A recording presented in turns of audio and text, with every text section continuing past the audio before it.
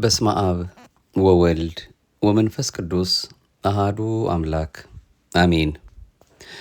በየዓመቱ አብይ ጾምን ልንጨርስ አንድ ሳምንት ሲቀረን የመጨረሻዋ የሕማማት ሳምንት የጌታችን የአምላካችን የመድኃኒታችን የሕይወታችን የበረከታችን የጸጋችን የሞገሳችን የሁላችን ጌታ የነፍስ የሥጋችን አምላክ ለእኛ ያደረገውን ፍቅሩን የመስቀሉን ነገር የምናስብበት ሳምንት ሆኖ ይሰነብታል። ታዲያ ይሄ የመጨረሻው ሳምንት እንደዚሁ እንደ ቀላል እንደ ተራተርታ ነገር እንዲሁ ሳምንት ሆነ ስቅለት ሆነ ብለን የምናልፈው ብቻ አይደለ።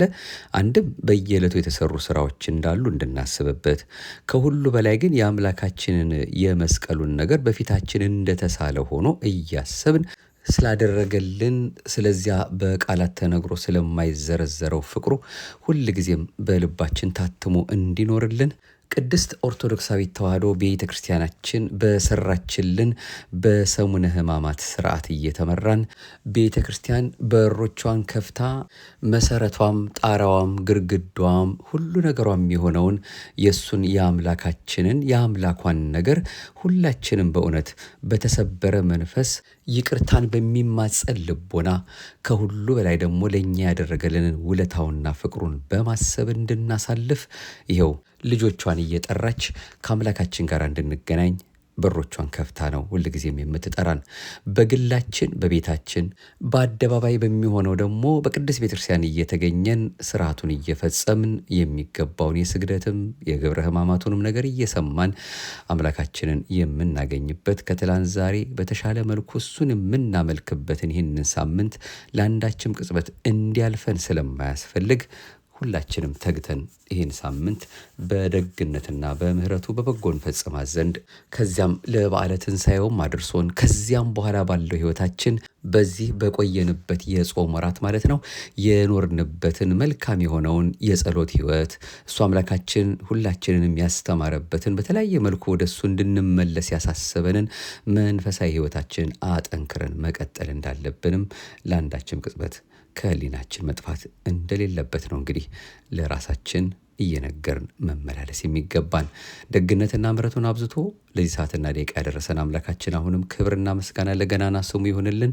የመስቀል ላይ አደራ እናታችን አደራሽን እያልናት እየተማጸናትም የእናትነት ፍቅሯ ሳይለየን ሁልጊዜም ዘወትር እንዳይነ ጥቅሻ እየደረሰ የሚጠብቀን ቃል ኪዳኗ አብሮን ስላለ እሷንም እናታችን መብርሃንን እያመሰገን ነው። እንግዲህ እንደተለመደው የዛሬውን እንደ ኢትዮጵያ ኦርቶዶክስ ተዋሕዶ ቤተክርስቲያናችን እምነት ስርዓትና ትውፊት በልባችን ላይ ይጽፍልን ዘንድ ደጅ እየጠናን የምንከታተለውን መንፈሳዊ የዩቱብ አገልግሎታችን ማህደረ ተዋሕዶን ማዳመጥ የጀመርነው እንግዲህ በየዓመቱ መቼስ ይሄንን ሳምንት ስናሳልፍ በውስጡ እኛም ራሳችን እንኳን በአንድ ሳምንት አይደለም በአንድ ወርም በአንድ ዓመትም ልንጨርሰው የማንችል የተለያዩ ጉዳዮች ተፈጽመውበታል።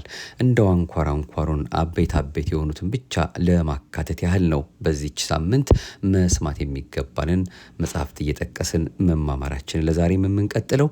በየዕለቱ ሰኞ ማክሰኞ የተፈጸሙ ስርዓቶች አሉ። እነዚህን ክንውኖች እነማን እንደሆኑ ልናስታውሳችሁ እንሞክራለን።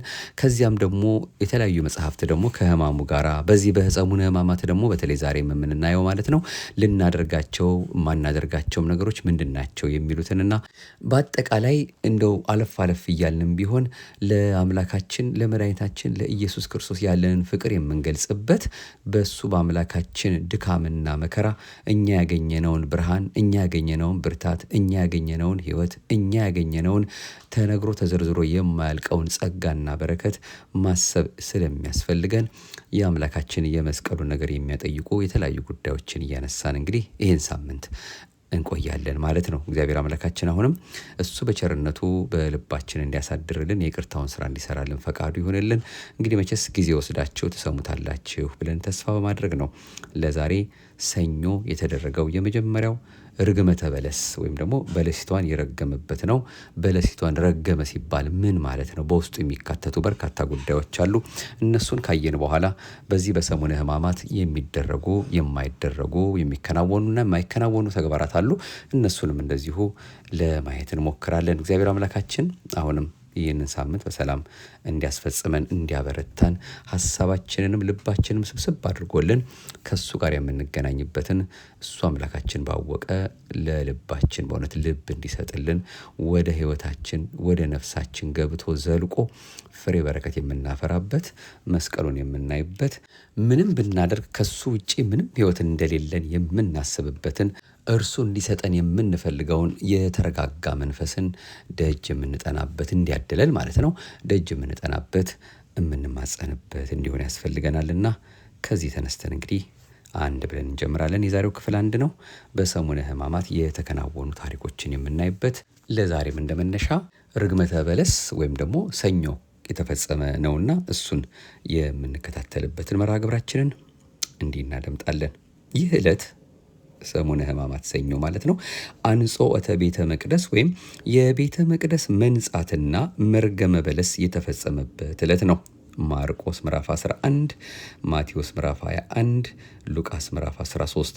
ጌታችን መድኃኒታችን ኢየሱስ ክርስቶስ በዕለተ ሰንበት በአህያ ውርንጫ ቤተ መቅደሱን 3 ጊዜ ዞሮ በአይሁድ ካህናት የቆሸሸውን ቤተ መቅደስ አጽድቶና ካህናቱን ገስጾ መቅደሱን ካስከበረ በኋላ ሰኞ ጠዋት ወደ ኢየሩሳሌም ሲመለስ ተራበ። በቢታንያ ጎዳና አጠገብ አንዲት በለስ ተመለከተ። ፍሬ አገኝባታለሁ፣ ከእርሷም ፍሬ በልቼ ረሃቤን አስታግሳለሁ ብሎ ወደ በለሷ ሄደ። አሁን ነይ ብሎ ቢጠራት ትመጣ ነበረ። ሆኖም ትሕትናውን ለመግለጥ ወደ በለሷ ሄደ። አንድም አዳም በድሎ በበለስ ቁጥቋጦ ስር ተደብቆ በነበረ ሰዓት እግዚአብሔር አዳም አዳም ወዴት ነህ እያለ ኮቴ እያሰማ ወደ ተሸሸገበት በለስ እንደሄደ ያጠይቃል። ነገር ግን ይህቺ በለስ ከቅጠል በቀር ምንም ፍሬ ሳያገኝባት ቀረ። ለዘላለሙ ፍሬ አይገኝብሽ ብሎ ረገማት። ያን ጊዜ በለሲቱ ፈጥና ደረቀች። አሁን ጌታችን ይህቺ በለስ ፍሬ እንዳልያዘች አስቀድሞ ሳያውቅ ቀርቶ አይደለም፣ አላዋቂ ስጋን እንደለበሰ ለማጠየቅ ነው። መራቡም በባህሪው ረሃብ የሚስማማው አምላክ ሆኖ አይደለም፣ ረሃብ የሚስማማውን የአዳም ስጋን ስለተዋሃደ ለማጠየቅ ነው። ከተዋሃደ በኋላ ሁለትነት የለምና ልዑሉ መለኮት ትሑት ስጋ፣ ትሑቱ ስጋ ደግሞ ልዑል መለኮት፣ ግዙፉ ስጋ ረቂቅ መለኮት፣ ረቂቁ መለኮት ግዙፍ ስጋ፣ ምሉኡ መለኮት ውሱን ስጋ፣ ውሱኑ ስጋ ምሉ መለኮት ሆኗል። ይህ ማለት የቃል ገንዘብ ለስጋ፣ የስጋ ገንዘብ ለቃል፣ የመለኮት ገንዘብ ለትስብእት፣ የትስብእት ገንዘብ ለመለኮት ሆኗል ማለት ነው። ታላቁ ሊቅ ቅዱስ ቄርሎስ የቃል ገንዘብ ለስጋ፣ የስጋ ገንዘብ ለቃል ሆኗል ብሏል። ስለዚህ በለበሰው ስጋ ረሃብን ገንዘብ አደረገ ማለት ነው። ይህች በለስ ለመረገም የበቃችው ፀሐይ ወጥቶላት ዝናብ ዘንቦላት በቂ አፈር ታቅፋ ምንም ሳይጎልባት፣ ነገር ግን ፀሐዩን ዝናቡንም ተቀብላ አፈሩንም ታቅፋ ያለ ፍሬ በመገኘቷ ነው። ፍሬ ልትሰጥ በሚገባት ጊዜ በፍሬ ወቅት ቅጠሏን አስፍታ ቅርንጫፎቿን አንሰራፍታ ፍሬ ሳታፈራ በመቅረቷ ነው።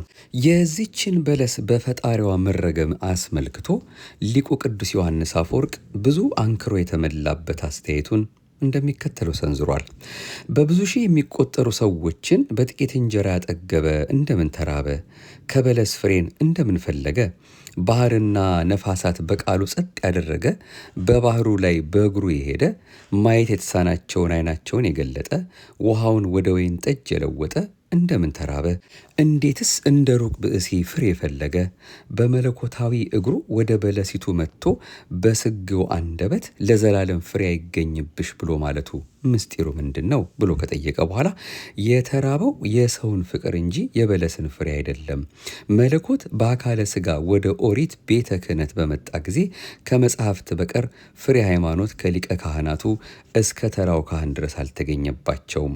ወንጌል እንደመዘገበልን ከዚያ ጊዜ ጀምሮ ያቺ በለስ ደርቃ ተነቃቅላ እንደወደቀች ጥንታዊ በገፈጅ ቤተ ክህነትም ገናናነቱንና ተሰሚነቱን አጥቶ ለአንዴና ለመጨረሻ ጊዜ ተሰናብቷል። በሌላ በአዲስ ኪዳን ቤተ ክህነት ተተክቷል። በዘር ሐረግ የመጣው ሊቀ ካህናትነት በባለቤቱ ተተክቷል። በሁለተኛ ጊዜ በለስ የተባለው ሰው የሆነበት ዘመን ነው። ክርስቶስ ሰው እስከሆነበት ዘመን ድረስ አዳም የበለስ ፍሬዋን በልቶ ቅጠሏን አገልድሞ በኃጢአት ተውጦ እንደ በለስ ቅጠል ኃጢአት ተንሰራፍቶበት ወደ ዓለም ገብቷል። ይህን የኃጢአት ግልድም ቀዶ ነፃ እንዳወጣውና የብርሃን ልብስ እንዳለበሰው ለማስረዳት ነው። ክርስቶስ የተራበው እንደ ሰው ምድራዊ ምግብ አልነበረም፣ አዳምን የማዳን ረሃብ እንጂ። ዮሐንስ ወንጌል ምዕራፍ 4 ቁጥር 34። ይህች በለስ ቀደም ሲል የዲያብሎስ ዓላማ ማስፈጸሚያ እንደነበረች ኦሪት ይነግረናል። ኋላ ደግሞ በዚች በለስ በታች ናትናኤል ተቀምጦ አይቶታል። የቅጠሏ መስፋትና መለምለም ኃጢአት በዓለም ዙሪያ በተለያየ መልኩ መንሰራፋቱን ያመለክታል። ስለዚህ ጌታችን ረገማት፣ ፈጥናም ደረቀች። ደቀ መዛሙርቱም የበለሷን መድረቅ አይተው አደነቁ። ጌታም እውነት እውነት እላችኋለሁ እምነት ቢኖራችሁ ባትጠራጠሩ በበለሲቱ እንደሆነች ብቻ አታደርጉም። ይህን ተራራ ተነቅለህ ወደ ባህር ተወርወር ብትሉት ይሆናል። አምናችሁ በጸሎት የምትለምኑትን ሁሉ ትቀበላላችሁ ብሏቸዋል። ጌታችን በለሲቱን መራገሙ በምስጢር ነው። በመጀመሪያ በለስ የተባሉ እስራኤል ናቸው። ቅጠል የሃይማኖት፣ ፍሬ ደግሞ የምግባር ምሳሌ ነው። ይህንንም ሊቁ ቅዱስ ያሬድ ሰለስት በተባለው ድርሰቱ ላይ እንዲህ ብሎ ተናግሮለታል።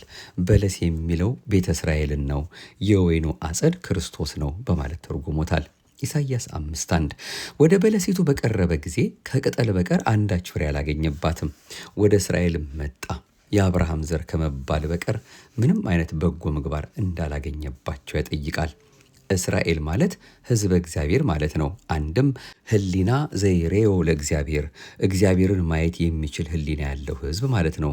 አንድም ከሃሊ ነጻሪ፣ በጸጋ ሁሉን ማድረግ ሁሉን ማየት የሚችል ማለት ነው። እስራኤል ግን እንደ ስማቸው አልነበሩም። ያቺ በለስ ቅጠል ብቻ ሆነ እንደተረገመች እስራኤልም ስም ብቻ በመሆናቸው ደግ ሰው አይገኝባችሁ ብሎ ረገማቸው። አንድም የመናፍቃን መዶሻ የተዋሕዶ አንበሳ የተባለው ታላቁ ሊቅ ቅዱስ ቄርሎስ የማቴዎስን ወንጌል ሲተረጉም በለስ የተባሉት እስራኤል ሲሆኑ መንገዱ የአምልኮተ ጣዖት ምሳሌ ነው። በቢታንያ ጎዳና የበቀለች በለስ ፍሬ እንዳልያዘች ሁሉ እስራኤልም በአምልኮተ ጣዖት ውስጥ ሆነው ፍሬ ሕይወት፣ ፍሬ በረከት ርቋቸው ይኖሩ እንደነበር ያጠይቃል። አንድም በአምልኮተ ጣዖት ውስጥ ሆኖ ፍሬ ማፍራት ጸድቆ መዳን እንደማይቻል ለመግለጥ ነው ሲል ያመሰጥራል። ለምን ረገማቸው የሚል ጥያቄ ቢነሳ ወንጌላዊው ዮሐንስ ሲመልስ የእርሱ ወደ ሆኑት መጣ፣ የገዛ ወገኖቹ ግን አልተቀበሉትም ብሎ ለርግማን የበቁበትን ዋና ምክንያት ገልጾልናል። ዮሐንስ ወንጌል ምዕራፍ 1 ቁጥር 11። ይኸውም ሊታወቅ በድንቅ አጠራሩ ከተጠሩ በጣት ከሚቆጠሩ ከ120 ቤተሰብና እንደነ ቅዱስ ጳውሎስ ያሉ ካልሆነ በቀር የእስራኤል ሕዝብ እንደ ፈረስ ጆሮ እንደ ጦር ጉሮሮ አንድ ሆነው ሰቀሉት እንጂ አላመኑበትም። እስካሁን ድረስም አልተቀበሉትም፣ ወደፊትም አይቀበሉትም። ለዘላለም ፍሬ አይገኝባችሁ፣ አማኝ ዘር አይውጣላችሁ ብሎ የረገማቸው በዚህ ምክንያት ነው። ቅዱስ ጳውሎስ አውቀውትስ ቢሆን የክብርን ጌታ ባልሰቀሉትም ነበር ያለው ለዚህ ነው። አንደኛ ቆሮንቶስ ምዕራፍ 2። ያቺ በለስ ምንም ሳይጎልባት ያለ ፍሬ እንደተገኘች እስራኤልም ምንም ሳይጎልባቸው ትንቢቱ የተነገረው በእነርሱ ለእነርሱ ሆኖ ሳለ የትንቢቱን ገፈት ለመቅመስ ቀዳሚ መሆን ሲገባቸው እነርሱ ግን ፍሬ ሃይማኖት ጠፋባቸው፣ አናምንም ብለው ሰቅለው ገደሉት። ታላቁ ሊቅ ቅዱስ ዮሐንስ አፈወርቅ ይህንኑ አሁንም ሲናገር በአይሁድ ዘንድ ድንግል እንድትጸንስ ተነገረ፣ በእኛ ዘንድ ግን እውነት ሆነ።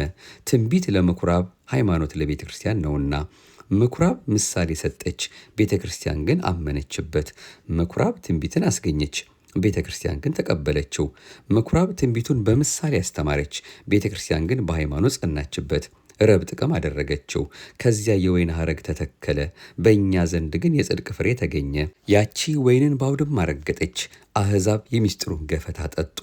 ያቺ የስንዴ ቅንጣትን ዘራች፣ አሕዛብ በሃይማኖት ሰበሰቡ። አሕዛብ ጽጌረዳን በቸርነቱ ሰበሰቡ፣ እሾሁ ግን በአይሁድ ዘንድ ቀረ በማለት አይሁድ ትንቢት ሲናገሩ ኖረው ትንቢቱ ሲፈጸም ግን የትንቢቱ ተጠቃሚ መሆን እንዳልቻሉ ነግሮናል። በጌታችን በኢየሱስ ክርስቶስ ዓለም ሁሉ ሲያምንበት እነርሱ ግን እሾህ የተባለ አለማመንን ይዘው ቀሩ። ሃይማኖተ አበው ዘዮሐንስ አፈወርቅ። ሌላው መተርጉማን በአንጻረ በለስ ረገም አለ ኃጢአት፣ በበለስ አንጻር ኃጢአትን ሲረግም ነው ብለው ያመሰጥሩታል። በለስ ቅጠሏ ሰፋፊ ነው። ኃጢአትም በአዳም ልጆች ተንሰራፍታ መኖሯን የሚገልጥ ነው። የበለስ ፍሬ ሲበሉት ጣፍጦ ኋላ እንደሚመር ሁሉ ኃጢአትም ሲሰሩት ደስ ያሰኛል፣ ኋላ ግን ያሳዝናል፣ ያስለቅሳል፣ አንገት ያስደፋል፣ ምረረ ገሃነመ እሳትን ያስከትላል። አንድም ዲያብሎስ በእባብ አድሮ የተናገረው አምላክ የመሆን ምኞት ለሔዋን ይጣፍጥ ነበር። ኋላ ግን ያስከተለው መከራ በእነርሱም ብቻ አልቀረ፣ ለልጆቻቸውም ሁሉ ተረፈ እንጂ። መከራውም ከልጆቻቸውም አልፎ ለፈጣሪያቸውም ደርሶታል። በበለስ ምክንያት የመጣው ሞት ከአዳም እስከ ክርስቶስ ልደት ድረስ ያለውን ሰውን ሁሉ ይገዛ እንደነበረ ሐዋርያው ቅዱስ ጳውሎስ ይመሰክራል። ሮሜ ምዕራፍ 5 ቁጥር 12። ሆኖም የሰውን ጥፋትና ጉስቁልናን የማይወድ ቸር አምላካችን ኢየሱስ ክርስቶስ በለስ ኃጢአትን ከስሩ ነቅሎ ጣለልን። ዕፀ ሕይወት ዕፀ መድኃኒት የተባለውን መስቀሉን ተከለልን። የሥጋና የነፍስ መድኃኒት የሚሆን ሥጋውና ደሙን ሰጠን። የዚህ ተጠቃሚ መሆን ደግሞ የሰው ልጅ ዕጣ ፋንታ ነው። ስለዚህ ጌታ በዘመነ ሥጋዌው ከኃጥአን ጋር ዋለ። ኃጥአንም መልካም ሥራን ከመስራት ይልቅ ኃጢአትን መስራት ሲያበዙ አስተዋለ። ስለዚህ ያችን በለስ ለዘላለም ፍሬ አይገኝብሽ ማለቱ በኃጢአት በፍዳና በመርገም ተይዞ የሚቀር ሰው አይኖር ብሎ በምሳሌ መናገሩ እንደሆነ ሊቃውንት ያስረዳሉ። በለስ ስትረገም መድረቋም ከአዳም የመጣ የውርስ በደል በእርሱ እንደጠፋልን ለማጠየቅ ነው። ምሳሌውን ጠቅለል አድርገን ስናየው በበለስ ስለተመሰለ የሰው ልጅ ሕይወት በማሰብ እንዲመለስ ንስሐ እንዲገባ በሕይወትም እንዲኖር ኢየሱስ ክርስቶስ ማሳሰቡን ያጠይቃል። ንስሐ አንገባም ብለው የሚያምፁ በለሷ እንደጠወለገችና እንደተቆረጠች እነርሱም ፍሬ ባለማፍራታቸው እንደሚቆረጡ ወደ እሳትም እንደሚጣሉ መጽሐፍ ቅዱስ በግልጽ ያስረዳል። ማቴዎስ ምዕራፍ 3 ቁጥር 10። በሃይማኖት ቤተ እስራኤል የሆን ሁላችንም ፍሬ ሃይማኖት ወምግባር አስተባብረን ይዘን መገኘት ይገባናል። ፍሬ አልባ እንዳንሆን ጌታ ሲመጣም እንዳናፍር የመጽሐፉን ቃል ልንጠብቅና ልንፈጽም ይገባናል። በዚህ የሕማማት የመጀመሪያ ቀን ዕለተ ሰኑይ የምንዘክረው የሰው ልጅ ሕይወት በከንቱ በቸልተኝነት እንዳይደክም፣ እንዳይጠወልግ፣ እንዳይደርቅ፣ ወደ እሳትም እንዳይጣል ማድረግ እንደሚገባ የሚያሳስብ ነው። እንግዲህ የመጀመሪያዋ ዕለት ሰኑይ ወይም ሰኞ ቤተ መቅደሱን ያጸዳበትና ወይም የቤተ መቅደስ መንጻትና መርገመ በለስ የተፈጸመበት ዕለት ብለን እንድንይዘውና በውስጡ ይኸው አሁን የሰማነውን ትምህርት በልባችን እንዲያሳድርልን እየተማጸነው የምንከታተለው ይሆናል። እንግዲህ የመጀመሪያው ርዕሰ ጉዳያችን ይህን ሲሆን ሁለተኛውና ትንሽ ደግሞ አሁንም ሰፋ አድርገን ለማየት የምንሞክረው በዚህ በሰሙነ ሕማማት የምናደርጋቸውና የማናደርጋቸው አንዳንድ ነገሮች አሉ። እነሱን መለስ ብለን እንደ ክለሳም እንደ ማስታወሻም የምናየው ይሆናል። ወደዚያው እንሂድ። በሰሙነ ሕማማት ወይም በሌላ አጠራሩ ሰሙን ቅድስት ትባላለች ሳምንት በዚህ የሚከናወኑና የሚከለከሉ ተግባራት አባቶቻችን እግዚአብሔር ዓለምን ከፈጠረበት ይልቅ ዓለምን ያዳነበት ጥበቡ ይበልጣል በማለት እንደሚያስተምሩት ሰሙን ቅድስት ወይም ሰሙነ ሕማማት ልዑል እግዚአብሔር ለእኛ ባለው ፍቅር አንድ ልጁን ለሕማምና ለሞት አሳልፎ የሰጠባት፣ በልጁ ሕማም የተፈወስንባት፣ በሞቱ ሕይወት ያገኘንባት፣ የመዳናችን ነገር በስፋት የሚዘከርባት ሳምንት ናት። ሰሙን ቅድስት በዓመቱ ካሉት ከሌሎች ሳምንታት በተለየ ስለተደረገልን ድንቅ የቸርነቱ ሥራ የአምልኮት ውዳሴ የምናቀርብባት ወቅት ናት። በዚች ሳምንት በቅድስት ቤተክርስቲያናችን ተሰባስበን የዓለም መድኃኒታችን ኢየሱስ ክርስቶስ በፍቅሩ ጽናት ያደረገውን የቸርነቱንና የማዳን ሥራውን እንድናስብ ለእርሱ በልዩ የአምልኮት ሥርዓት ምስጋናና ስግደት እንድናቀርብ አባቶቻችን አዘውናል። በሰሙን ቅድስት በሰሙነ ሕማማት የሚከናወኑ ተግባራት በየገዳማቱና በየአድባራቱ በየዕለቱ፣ በየሳምንቱ፣ በየወራቱና በየዓመቱ በታላቅ መንፈሳዊ ትህርምት ሕማማተ መስቀልን የሚያስቡ ሰውነታቸውን የሚጎስሙ በሐዘንና በልዩ ልዩ ጸዋትወ መከራ የሚያሳልፉ አበው ዛሬም አሉ። ማር ኤፍሬም ስለ ወልደ እግዚአብሔር ኢየሱስ ክርስቶስ ጥምቀት በተናገረበት ድርሳን በሞቱ ሕያዋን የሆኑ ሁሉ መከራውን እያሰቡ መስቀሉን ተሸክመው ዕለት ዕለት የሚከተሉት ሁሉ ከእኛ ጋር ምስጋና ያቅርቡ፣ አምሃቸውን በእንባ የሚያቀርቡ ብፁዓን ናቸው በማለት ሕማማተ መስቀሉን ስናስብ ጸሎታችንን በእንባ ጭምር ማቅረብ እንደሚገባን ተናግሯል። የምስጋናው ጸጋ የበዛለት ማር ኤፍሬም ሶርያዊ ስለ ክርስቶስ መከራ በተናገረበት ድርሳኑ ሰሙነ ሕማማትን በሌሊትና በመዓልት ምን በማድረግና እንዴት ማሳለፍ እንደሚገባን እንዲህ ብሎ አስተምሮናል። የቤተ ክርስቲያን ልጆች ሁላችሁ ብቻውን ኃጢአት የሌለበት በቅዱስ ደሙ የገዛችሁ ሆይ ኑ ተሰብሰቡ። ሕማማቱን በእንባ እናስብ።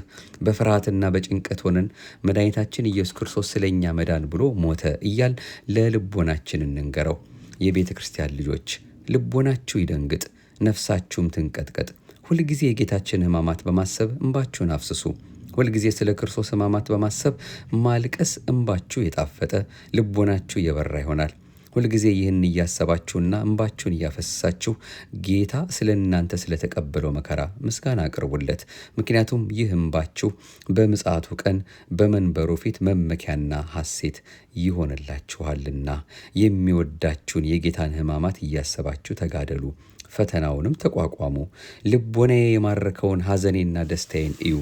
ጌታ የሆነው እርሱ በአገልጋዮቹና በተናቁት የደረሰበትን ዘለፋ፣ ግርፋት፣ ፌዝና በፊቱ ላይ የተፉበትን ምራቅ በትዕግስት መቀበሉን ሳስብ ልቤ ይነካል።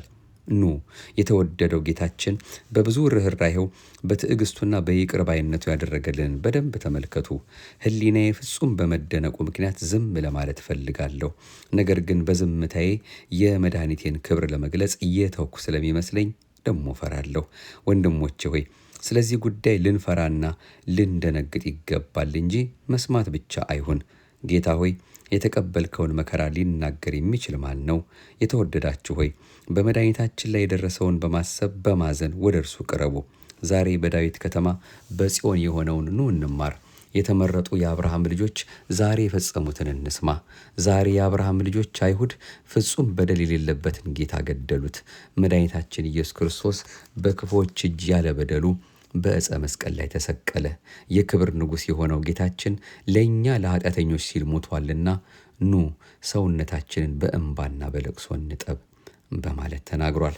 ይህ የሶርያው መምህር የቅዱስ ኤፍሬም ትምህርት በሰሙነ ሕማማት በቅድስት ቤተ ክርስቲያን ተሰብስቦ የመድኅን ክርስቶስን ሕማማተ መስቀል የሚናገሩ መጽሐፍትን ማንበብ፣ ማድመጥ፣ ማዘን፣ የአምልኮ ስግደትና ምስጋና ማቅረብ ዛሬ የተጀመረ እንግዳ ሥራ ሳይሆን ከጥንት ክርስቲያኖች ያገኘነው ትምህርትና ትውፊት መሆኑን ያስተምረናል።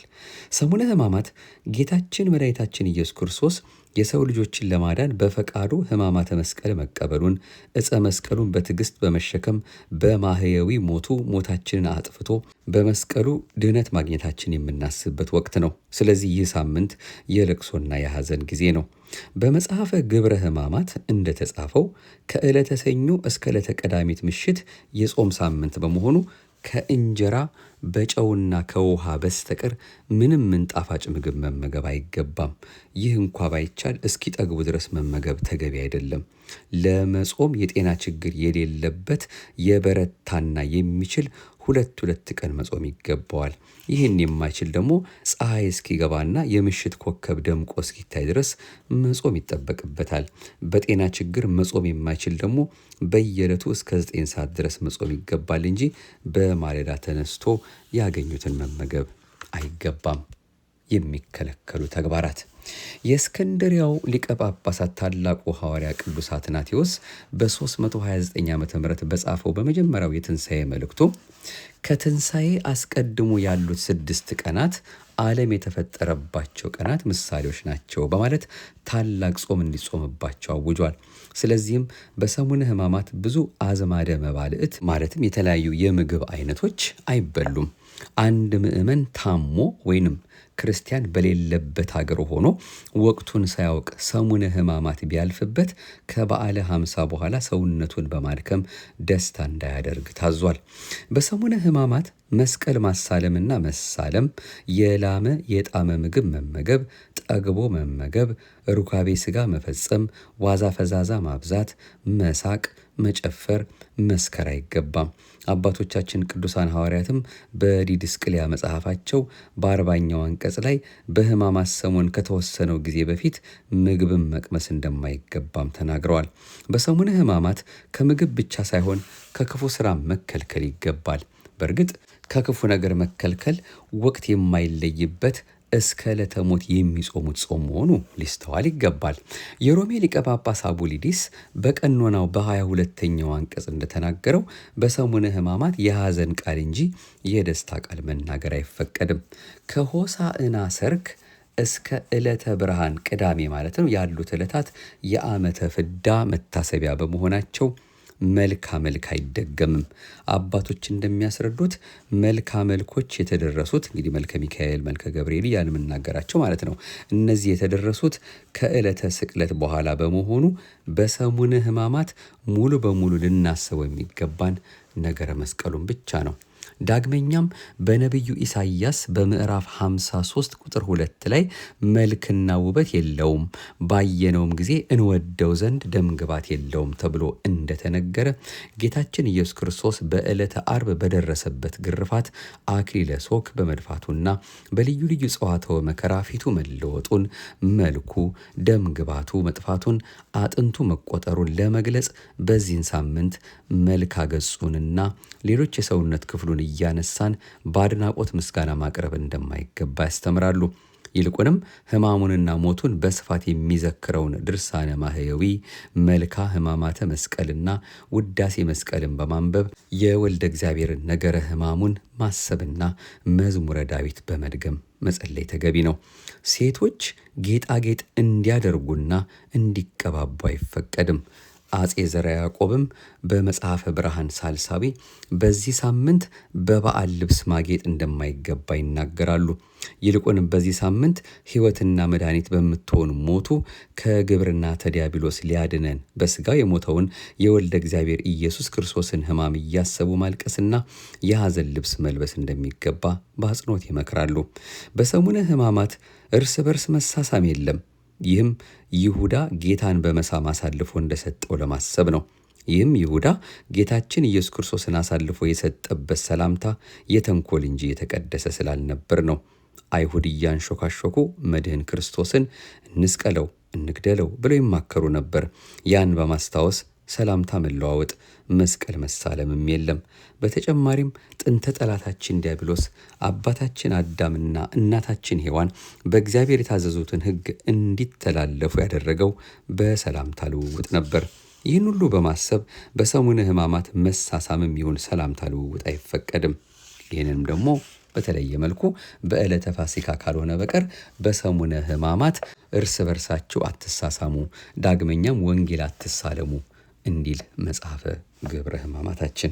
የእስክንድሪያው ሊቀ ጳጳሳት ክርስቶዶሎስ በጸሎተ ሐሙስ በሚፈጸመው ጸሎተ ቅዳሴ ተአምሆ ወይም እጅ መነሳሳትና ሰላምታ መለዋወጥ፣ እግዚአ ሕያዋን ማድረስ እንዲሁም ጸሎተ ቡራኬ መጸለይ እንደማይገባ ደንግጓል። በዕለተ ብርሃን ቅዳሜ ወይም የቀዳም ስዑር ዕለት መሆኑ ነው። ሰው ቢሞት ግን እግዚአ ሕያዋን ማድረስ፣ ጸሎተ ፍትሐት መድገምና ጸሎተ ዕጣን መጸለይ እንደሚገባ ጽፏል። ካህናት በሰሙነ ሕማማት ወደ ቤተ መቅደስ መግባት አይገባቸውም። ምክንያቱም ጌታችን ኢየሱስ ክርስቶስ ሕማሙንና ስቅለቱን ለመቀበል ከኢየሩሳሌም ከተማ ውጪ ስለነበረ ነው። አንድም ከዕለተ ስቅለት አስቀድሞ ገነት ተዘግታ እንደነበር ለማስታወስ ወደ ቤተ መቅደስ መጠጋትና መግባት አይፈቀድም። በኢትዮጵያ ቤተ ክርስቲያን በሰሙነ ሕማማት ቤተ መቅደስ መግባት የሚፈቀደው በዕለተ ሐሙስ ብቻ ነው። በሰሙነ ሕማማት መንበረ ታቦቱን በጥቁር መጋረጃ ይሸፈናል። ካህናቱ በአገልግሎታቸው ሁሉ ጥቁር ልብስ ይለብሳሉ እንጂ ነጭ ልብስ ሊለብሱ አይገባም። በሰሙነ ሕማማት የአገልግሎት ወይም ለአገልግሎት የሚለበሰው ልብስ ቀለም ጥቁር ነው። በሰሙነ ሕማማትና በሰሙነ ትንሣኤ ተግባረ ሥጋ መስራት አይገባም። አንዳንዶች በዚህ ሳምንት ከሥራ እረፍት ወጥተው ወደ ቤተ ክርስቲያን ይመጣሉ። ይህም የሆነበት ምክንያት የጌታችን ኢየሱስ ክርስቶስ ሕማሙንና ሞቱን ለማሰብ የሚያስችል ሰፊ ጊዜ ለማግኘት ነው። ካህናትና ምዕመናን በሰሙነ ሕማማት በቤተ ክርስቲያን ተገኝተው ወዛቸው ጠብ እስኪል ድረስ በነግ፣ በሰልስት፣ በስድስት፣ በ9 ሰዓትና በሰርክ መላልሰው ሲሰግዱና ሲጸልዩ ይሰነብታሉ። ከላይ ያነሳነውን የጾሙን ሰዓት በተመለከተ በሰሙነ ሕማማት እስከ ስንት ሰዓት ነው መጾም የሚገባን? ምክንያቱስ ምንድን ነው ለሚለው ጾሙ በግልጽ እንደተቀመጠው እስከ ምሽቱ 1 ሰዓት ነው የሚጾመው። በአጠቃላይ ሲደመር 13 ሰዓት ይሆናል ማለት ነው። ሰሙነ ሕማማት የመከራ ሳምንት ነው። መጾም ብቻ አይደለም፣ ስንጾም ውለን በወጥ አንበላም። ደረቅ እንጀራ በጨውና በውሃ ብቻ ነው የሚቀመሰው። በሌላ ጊዜ ስንጾም ውለን በወጥ እንበላለን። በሰሙነ ሕማማት ግን እንደ ሌላ ጊዜ አይደለም አመጋገባችን መሆን ያለበት። እንጀራም ሳይበዛ ከግማሽ እንጀራ ያልበለጠ መሆን አለበት። ስለዚህ መጥገብም አያስፈልግም። የሚበላውም የሚጠጣውም ከሌላው ቀን አመጋገባችን በተለየ ሁኔታ አነስ ማለት አለበት። ለምን ቢባል ያንን የ5500 የመከራ ዘመናት በሳምንቱ ውስጥ የምናስብበት፣ ቤተ ክርስቲያን አይሁድ በጌታችን ኢየሱስ ክርስቶስ ላይ የፈጸሙትን ስቃይ የምታስታውስበት የምታዘክርበት በመሆኑ ጾሙ ከሌሎቹ አጽዋማት ጠንከር ያለ ነው። ጾም ብቻ ሳይሆን ለቅሶ፣ ሐዘን፣ ስግደት እነዚህ ሁሉ ተባብረው ሊከናወኑ ይገባቸዋል። ወደ 5500 ዘመን ወደ ኋላ ስንሄድ ያ የጨለማ ዘመን ምን ያህል አስከፊ፣ ምን ያህል መራራና የስቃይ ዘመን እንደነበረ ወይም ደግሞ እንድናስብ ያደርገናል። ወደ ዕለተ ዓርብ ስንሄድ ደግሞ የምናየው የጌታችን የኢየሱስ ክርስቶስን መከራ መስቀል ነው። ስለዚህ እንደ ሌሎቹ አጽዋማት ሊቆጠር ይችላል ለሚለው ስያሜው ራሱ ያስረዳናል። ሰሙነ ሕማማት ነው የሚለው፣ የመከራ ሳምንት ነው የሚለው። መከራ ደግሞ በለቅሶ በጾም በስግደት ይገለጻል።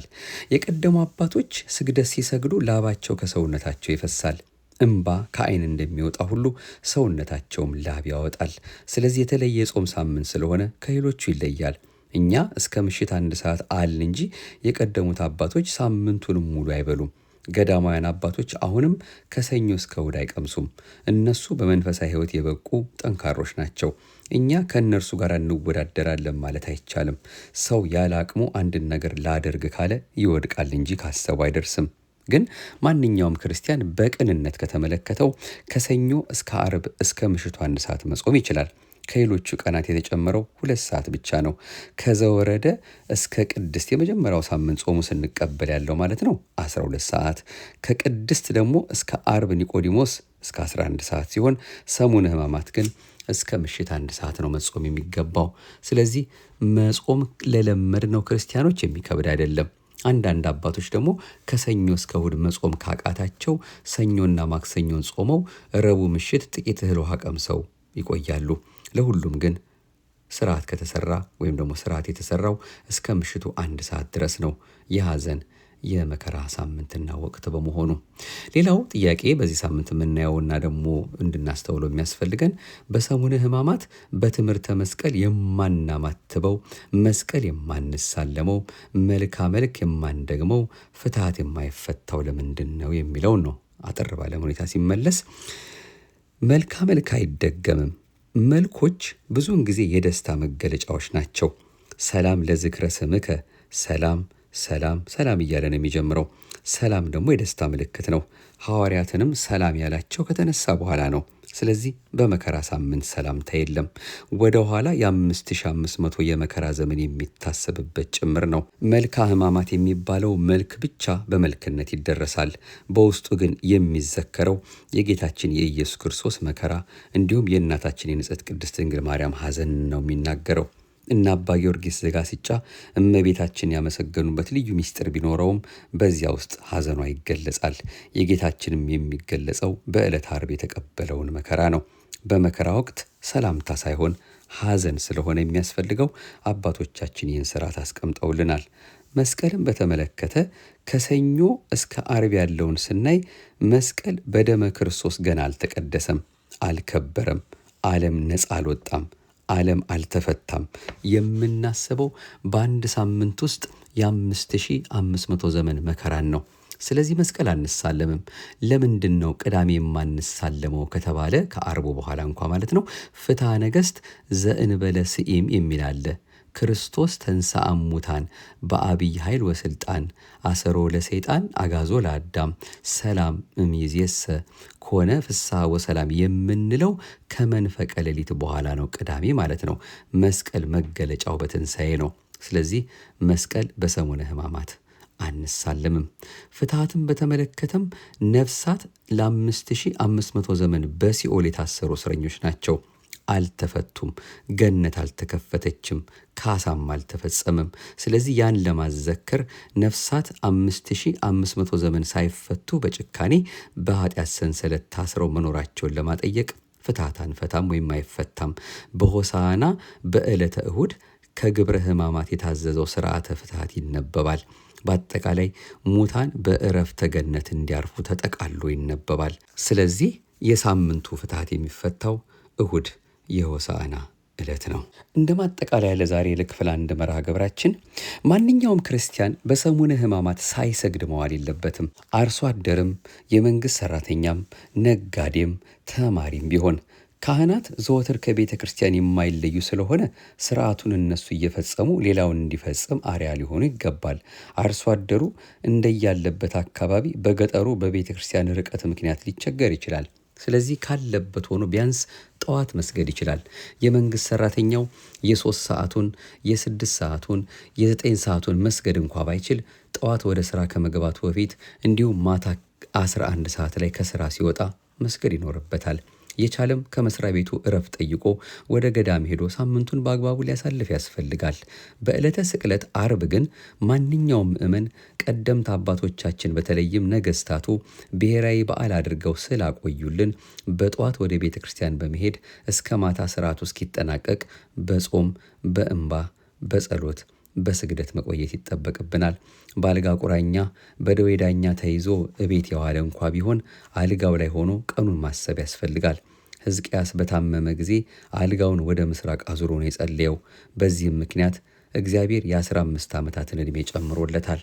ስግደት ስንሰግድ በመንፈሳዊ ሕሊና በተመስጦና ጌታችን መድኃኒታችን ኢየሱስ ክርስቶስ በዕለተ ዓርብ የተቀበለውን መከራ እያሰብን ስለ አዳምና ልጆቹ ሲል በመስቀል ላይ መዋሉን እያሰብን በእንባ፣ በስግደት፣ በጸሎት ማሳለፍ አለብን። ካህናት አባቶቻችን ግንዘቱን በማሳየት ጌታ ሆይ አይሁድ አማጽያን ሰቀሉ ሆይ እያሉ እንደ ዮሴፍና ኒቆዲሞስ ጥቁር ልብስ አልብሰው ገንዘው ቤተ መቅደሱን ይዞራሉ። እያለቀሱም የአይሁድ ምክራቸው መረረ ሆይ ሰቀሉ ሆይ እያሉ ያስቡታል። ስለዚህ እኛም ክርስቲያኖች በሰሙነ ሕማማት ከሌሎቹ ቀናት በተለየ ሁኔታ በጥልቅ ሐዘን በተሰበረ ልብ ሆነን የጌታችን የመድኃኒታችን የኢየሱስ ክርስቶስን መከራ ማሰብ ይጠበቅብናል። ሌላው በሰሙነ ሕማማት በበርካታ ምዕመናን የሚነሳው በሰሙነ ሕማማት የሚውሉ በዓላትን ምክንያት አድርገው ይሰገዳል አይሰገድም በማለት ክርክር ያነሳሉ። ነገር ግን የግዝት በዓላት ቢውሉ እንኳ ይሰገድባቸዋል። ለዚህ ምሳሌ የሚሆነን የዘንድሮ የ2018 ዓ.ም ሰሙነ ሕማማት ማክሰኞ በዓለ ወልድ ነው። በ29 እንግዲህ እንዳይሰገድባቸው በግዝት ከተሰጡን ቀናት የቅዱስ ሚካኤል የእመቤታችን በ21 እና የ29 የበዓለ ወልድ ነውና በአሁኑ ግን በሕማማት ስለዋለ ቀኑ የሚሰገድበት ሆኖ ይውላል ማለት ነው። የሰሙነ ሕማማት ወይም ደግሞ የሕማማት ሳምንት የግዝት በዓላትን እንደሚሽር ቅድስት ቤተክርስቲያናችን በተለያየ ሁኔታ ታስተምረናለችና ማለት ነው። እንግዲህ በዚህ ውስጥ እንግዲህ ውዳሴ ማርያማችን እናደርሳለን፣ የተለመደ ነው። በተለይ ግን በአብዛኛው መስቀልን የሚያጠይቁ መጽሐፍትን፣ መዝሙረ ዳዊትን እነዚህን አብዝተን እየጸለይን ሌሎች መጽሐፍቶች ደግሞ ካገኛችሁ እንግዲህ ውዳሴ መስቀል፣ እኛም ደግሞ በዚህ በዩቱባችን ላይ ቀደም ብለን ያዘጋጀነው በሰባቱም ቀን የሚነበብ ድርሳነ ማህየዊ የጌታችን የሞቱና የመከራውን ነገር የሚናገር መጽሐፍ ነው። እዚሁ ዩቱብ ላይ ፕሌሊስት የሚለው ላይ ብትሄዱ ወደ ታች ብትፈልጉት የሰባቱም ቀን አንድ ላይ ተቀምጧል። እሱንም እየጸለይን በእጃችን ባለው መዝገበ ጸሎት ላይ ደግሞ ሕማማተ መስቀል የሚላለ እዛ ላይ ብቻ የጌታችን ሕማሙን መከራውን እንድናስብ የሚያደርገን ዓይናችንን ከመስቀሉ እንዳያርቅብን እሱን አምላካችንን በልባችን ቀራኔው እንዲተክልልን የሚያሳስቡ ውለታውን ፍቅሩን የሚያሳስቡ ነገሮች ሁሉ ማንበብ እና ከዚያ ጋር መዋል ማደር እንዳለብን ስግደታችን እየፈጸምን አምላካችን ይቅርታ መጠየቅ እንዳለብን የሚያሳስቡ መልእክቶች ናቸው።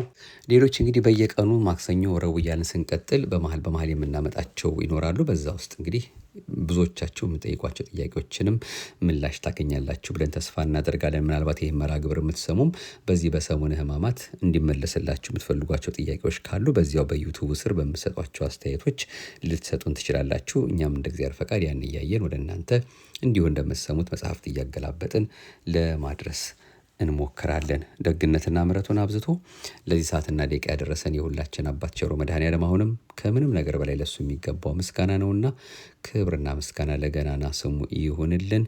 እንደ አቅማችን እንግዲህ እየሰገድን ፍቅሩን እያሰብን ይችን ሳምንት በሰላም ፈጽመን ለብርሃነ ትንሣኤው መድኃኔዓለም እንዲያደርሰን አሁንም የእሱ የመድኃኔዓለም የተቀደሰ ፈቃዱ ይሆንልን። በሰሞኑ እንግዲህ ግብረ ሕማማቱን እየሰማን ስርዓቱን ስንከታተል አባቶቻችን በየመሃሉ የሚገባውን ጸሎት ካደረሱም በኋላ እንዲህ የሚሉት አንድ ለሁላችንም ትምህርት የሚሆነንና የማጠቃለያ ሀሳቡ ሆኖ በየቀኑ የምንጠቀምበትን የቅድስት ቤተክርስቲያናችንን አባባል እንዲህ እንጠቀማለን። እንበለ ደዌ ወሕማም እንበለ ጻማ ወድካም አመ ከመዮም ያብጽሐኒ ያብጽሕክሙ ለብርሃነ ትንሣኤሁ እግዚአብሔር በፍስሐ ወበሰላም። ያለ ደዌና ያለ ሕማም ያለ ጻማና ያለ ድካም እግዚአብሔር ለትንሣኤው ብርሃን እንደ ዛሬው ቀን በደስታና በፍቅር በአንድነት ያድርሰን ያድርሳችሁ፣ አሜን። ከዚያ አባቶቻችን 41 ጊዜ ኪርያላይሶን ይሉናል። እዚያም ሆነን እኛም በጣታችን እየቆጠርን 41 ጊዜ ኪርያላይሶን እንላለን ማለት ነው። ይሄ እንግዲህ ሁላችሁም በየዓመቱ የምታደርጉት ነው። በቅድስት ቤተክርስቲያን ስንገኝ ደግሞ የበለጠ ስርዓቱን በግብር በፊት ለፊት ሆነን ስናየው ሁሉ ነገር ግልጽ ሆኖ እንከታተላለን ማለት ነው። መድኃኔዓለም ፈቃዱ ሆኖልን ደግሞ ማክሰኞ፣ ረቡዕ ምን ተፈጸመ የሚለውን ደግሞ በየቀኑ ያሉትን ከሌሎች ተጨማሪ መርሃ ግብሮች ጋር እያካተትን የምንከታተለው ይሆናል። ለዛሬ ምንም እንኳ ትንሽ ረዘም ቢልም ይበቃናል። አቤቱ አንተን መፍራትን በልቦናችን በጎ አምልኮትህንም በህሊናችን ጨምር። ለዛሬው የተጠቀምንባቸው ምንጮች መዝገበ በረከት ዘሰሙን ቅድስት በቀሲስ ሰሎሞን ወንድሙ መታፈሪያ ክልስትም 2013 ዓ.ም ታትሞ ከነበረው ሕማማቱን ብቻ የሚያሳስብ ግሩም የሆነ መጽሐፍ ነው። እንዲሁም ደግሞ ከሐመር መጽሔት ሚያዝያ 2011 ዓመተ ምህረት ሐመር 26ኛ ዓመት ቁጥር 12 ላይ በተጨማሪም ደግሞ ሆህተ ስብከት ዘቅዱስ ያሬድ ቅጽ 2 በሊቀ ጉባኤ ጌታውን ድምፀ ተጽፎ ከነበረው ነው።